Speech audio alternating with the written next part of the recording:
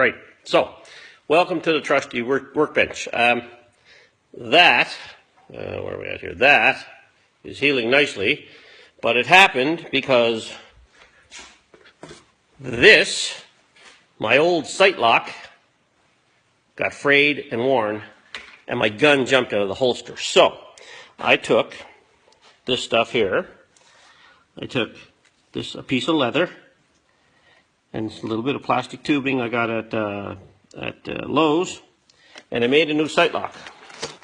So I don't know if we'll be able to see this. Let's see here. Okay, yeah, you can see it up in there. See up in there, that little shiny thing?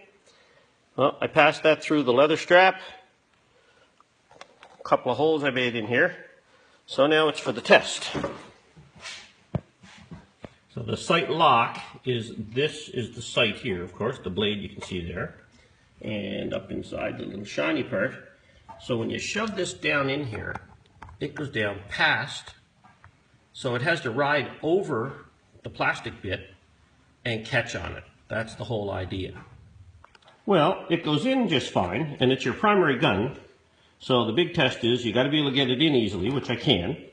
But the main test is on the rundown, will it come out? So here we go.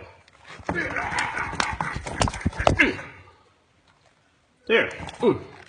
It's no problem getting it out because it's your very first gun and you do it before you cross the timer line, so that doesn't really matter. Anyway, so it looks like I got my sight lock problem fixed, and hopefully no more busted fingers and no more risk of a 5-point penalty or more from a gun popping out. It's a quick fix, but it works real well, and it's cheap, so it suits me just dandy.